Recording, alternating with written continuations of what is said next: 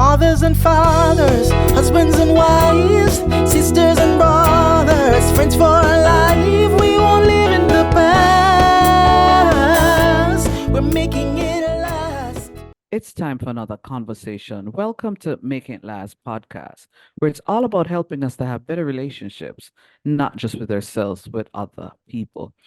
This has somehow become a buzzword word, being authentic. Are you being authentic? And that is what we're going to unpack with Indushree Rajan. She is a clinical psychologist, an author, and a relationship coach. But before I announce what the topic is, and people understand when it is that you tell me one of the books you're working on. I think one of your book actually has the word authentic in it. Tell us a little bit about that book, that upcoming book. Absolutely. Well, it's my pleasure to be here today with you and your listeners. And yeah, my book, central to the work that I do with clients, is about helping clients discover who they really are, apart from society's narratives, apart from Mm-hmm. who their family says they are, etc., apart from what the past says you are. So discovering authentic self, living in a conscious way, and so that you're able to live an empowered life.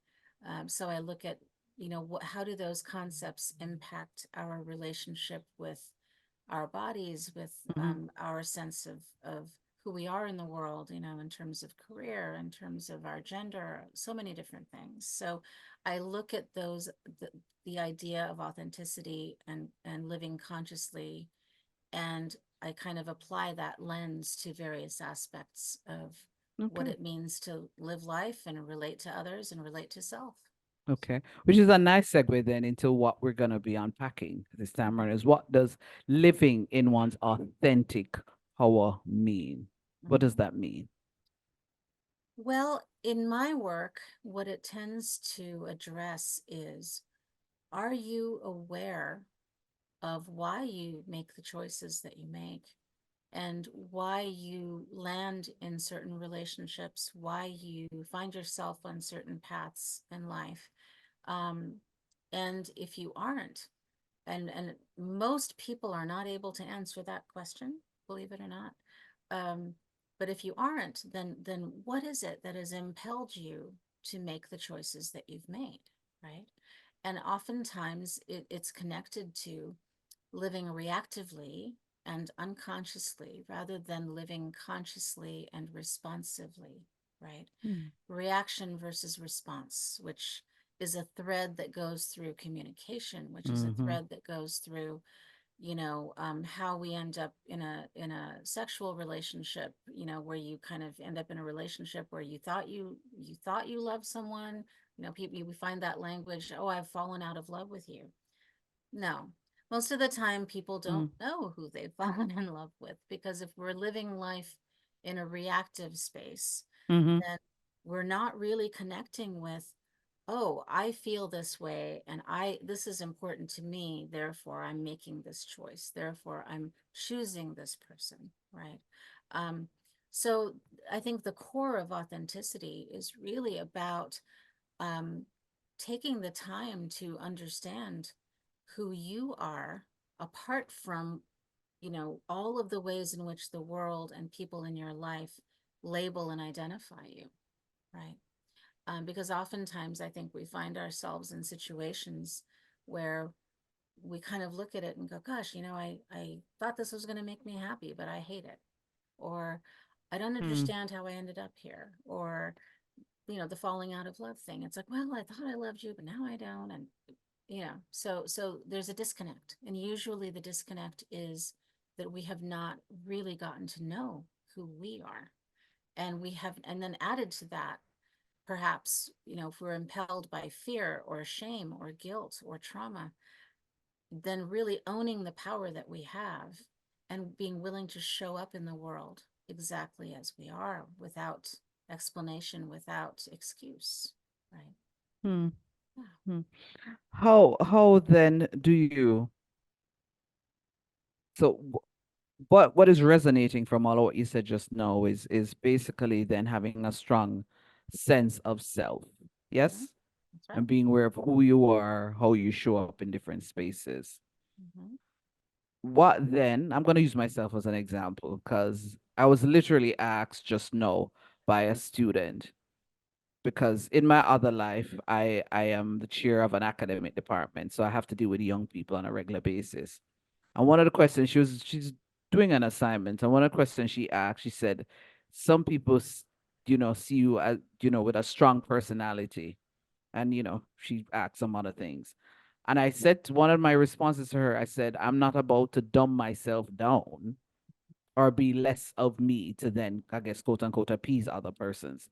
And the point I was making is if it is that because I hold myself to a high standard and some people see that as being strong, I'm okay with that. Mhm. I'm saying all of that to say when it is that you stay true to who you are, but yet people still tend to misunderstand you and misinterpret your intentions or what it is you're trying to do. What then?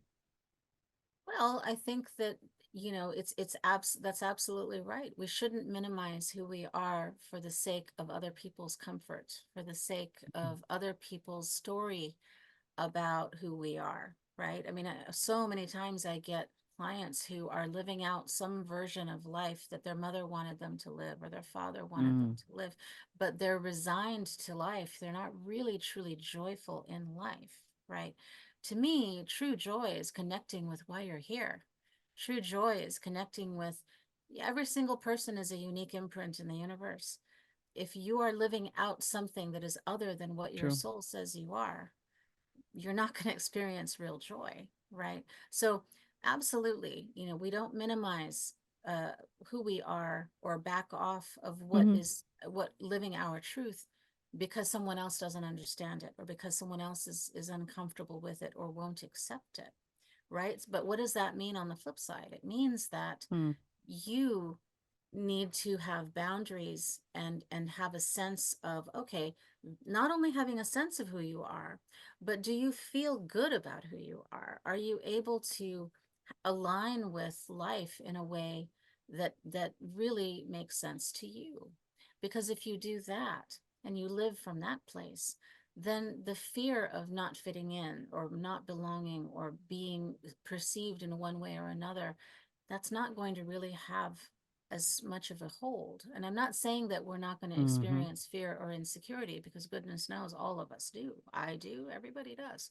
But it's Mm-hmm. you hold it differently when you're not in the grips of it, right? You can recognize, oh, okay, I'm having a moment here where I feel a little uncomfortable by this person's comment, or, oh, Mm-hmm. I'm questioning myself where normally I wouldn't. What is that about? Right? We're able to dialogue with it. We're able to hold it in a way that it's not something that's going to derail us and push us Mm-hmm. back into the corner and putting on a mask and being someone else for someone else, right? We don't want to do that. But that's where the conscious living piece comes in, right? Mm-hmm. We need to be able to look soberly at whatever it is we've done and own it. And yeah, you know what? We own our mistakes. Do I make mistakes? Absolutely, I do. But I don't have to let it make me less than. I'm able to, in a sense, hold my humanity with compassion and acceptance, and have my standards and be able to push myself forward. As long as we're human beings, we're going to feel all of it, right? We have every emotion in the palette. But the question Mm-hmm. is, are you aware of what you're feeling, and are you also aware of what you're choosing despite what you feel? Or do your feelings run you? Or does another Mm. person run you? Or does another perception? Because that's we're looking at, we're in an ego driven society, most of us, right? Most of the world is all about Yeah. got to get the job, got to do this, got to do that. And we care about status, we care about money, we care about what others think. And we are relational. That's how I believe. I tell my clients all the time, we're wired to heal and we're wired to survive. We're wired for relationship. I believe that. But relationship is a tricky Mm. thing, because if you don't have a good relationship with yourself, you will probably fall into this pattern of pleasing others or needing others and mistaking it for love or mistaking it for Mm-hmm. friendship or mistaking it for, codependence is not love, right? Why do we become codependent, right? Because we don't know who we are and we can't stand, we don't know what it is perhaps to stand by ourselves and feel good about that.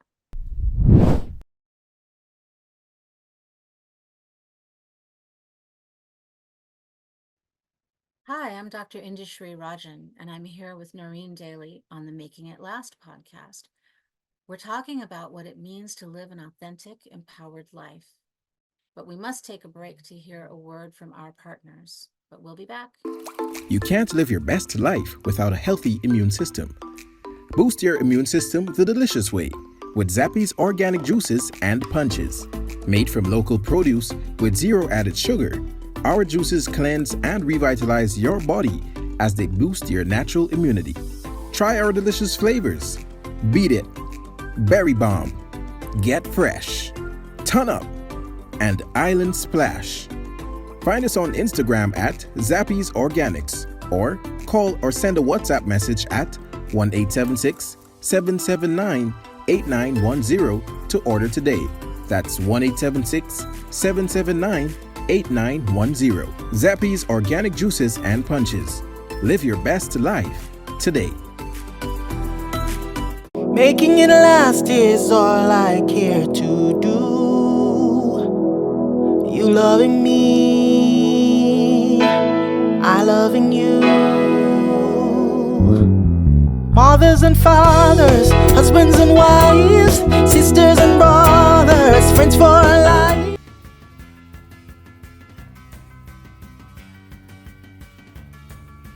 Hello, my name is Nicky Mason, and I want to share with you my journey with Noreen Daly in my communication coaching sessions. As I went through the sessions with Noreen, I was able to recognize my strengths in communication. Some things I didn't recognize that I would do, she was able to unearth and allow me to recognize that these are some strengths that I had. I did have some weaknesses which I was challenged to overcome through research, reviewing other public speakers, and being able to sit before a camera and to speak to an audience, an invisible audience. It was fun, and as a coach, she was patient and she gave good feedback, and she was able to give me the insight into communication as to how to best use my skills, my natural communication strengths to be engaging as a speaker. And I would recommend anybody who seeks to become a more competent communicator to enroll in her program. Reach out to her, and I believe you're going to enjoy the journey as much as I did. Thanks.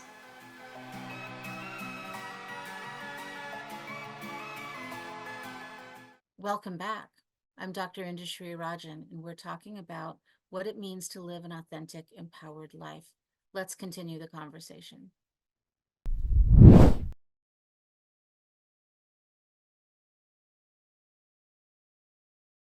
Hmm. Hmm. It's interesting you should say that because I think more often than not,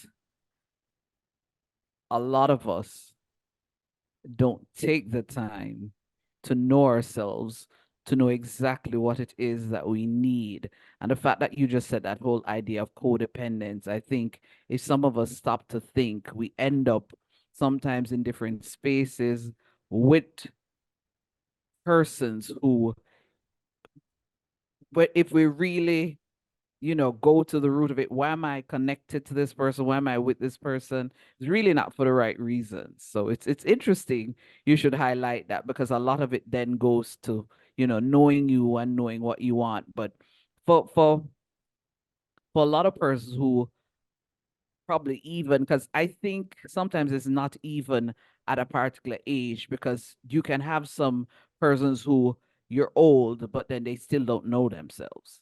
Well, here's the True. thing. This is what's important to understand is, from a psychological perspective, emotional age is not the same as chronological age, right? Mm-hmm. Emotional age, most of us end up being emotionally stunted. Why? because typically if we're living in an unconscious reactive way, we're moving through life that way, then we're gathering traumas and things as we go, right? And typically, Mm-hmm. you know, from a clinical perspective, a person's age is typically associated with a significant experience, positive or negative, at a certain age and time of life. So for example, if your parents got divorced when you were 7 and it really, really changed your world and you never addressed the grief or the anger or whatever it is, then likely you will have abandonment issues. You will have Mm-hmm. issues with, you know, there is an insecurity that will likely abide, and it'll show up when you get triggered later in life. And then all of a sudden, this person who is 45 is acting like they're 7. There's a reason for that, because that wound is still alive, and it's alive at the age at which it happened. So Hmm. chronological age has very little to do with what we're talking about, right? Because regardless, you know, we are body, but we are also, you know, mind and spirit and soul. We are all of those things. And so the reason I tell my clients we're designed to heal is that if we don't process in real time what we go through, we'll carry it. The body will Hmm. store it, or the deeper mind, the psyche will store it. And then when we end up in a relationship and it gets triggered, here it comes. That Yes. material will come up. Why? Because we're meant to look at it and we're meant to understand it and heal it so that we can grow from it. But people don't want to do that.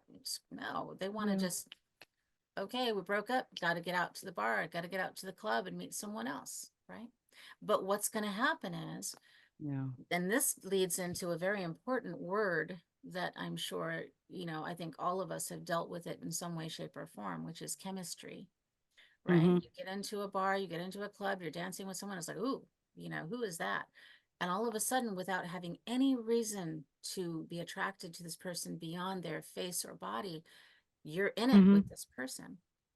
Chemistry is simply an irresistible draw to something. It doesn't make it good, doesn't mean it's good. But we sexualize it right away. We Mm-hmm. romanticize it right away. And if we have not healed that old wound, we will repeat it because Hmm. we are designed to heal. That's why we end up dating that same guy over and over and over again. Over and over again, just Yeah, yeah. and that's why people can look at like a domestic violence relationship and go, huh, why doesn't she just leave the guy? Or why does she always end up with guys that beat her? Because there's a pattern that she is now looped into, and it affects how she's attracted to people. It affects Mm-hmm. that dynamic. It shows up again because that's what we know as normal, right? So there's a lot of pieces, a lot of moving parts here, but it becomes that's why really, in order to shift how you relate to people, how you communicate, it's about being conscious and making conscious choices that honor who you are authentically. And you know, it's about healing old wounds so you don't repeat patterns. Hmm. Hmm. Hmm. As we're wrapping up, what advice would you give to somebody who's saying, I still don't think I am living, as authentically as I should, or what would be your advice to somebody, regardless of the age, to say, here are Yeah, some things that you probably should do or should consider to ensure that you are, living authentically. well, usually, you know, I kind of separate life into existing, living, and thriving, right? If you're existing, that means that you're likely just, okay, I have to go to work, have to do this, have to, you're in a have to, you know, you're in that space of, okay, these are the things I have to do in my life. That's not going to create joy, right? If you're living, you might have some sense of, oh yeah, you know, I enjoy this and this. I don't get to do it ever because I'm doing this, right? You might be living, you might have a sense of who you are and what you like, but your choices may not bear out a life that you would like to live. You probably envision a life that you'd like to live, but you end up making other choices, right? And usually that has to do with, Mm. oh, my husband won't let me do this, or, oh, I probably shouldn't do that because I'm too old, or, oh, there's reasons why we put off the life we'd like to live. Thriving is when we find the nexus point, the connection between being bold and being able to say, yeah, this is what I'm doing. I'm going for it. And yeah, you know what? So and so says this about me, but I'm not going to worry about that. They can think that. I'm not going to internalize Mhm. that. Right.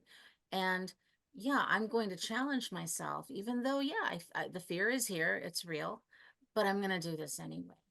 When we get to that place where we can hold the complexity of who we are and the complexity of Mhm. life, then when you make choices and you move forward and you feel successful, then you really live life at a different level. You're able to get to that point of actualizing your higher self, which is what this work, I believe, is all about. So if you feel like you're not happy in your life, it's time to turn inward and start to ask, okay, what's not in alignment in my life? What, if I'm feeling, am I existing? Am I living? Am I thriving? If I'm not thriving, then what is that about? And usually it means that people are looking out here, but they have not really looked in here. That's usually what that means. Yeah. Excellent note to end on. Thank you so much for sharing. Mhm. This was Making It Last podcast, where it's all about helping us to have better relationships, not just with ourselves, with other people. I'm Noreen Daly. Until next time. Mothers and fathers, husbands and wives, sisters and brothers, friends for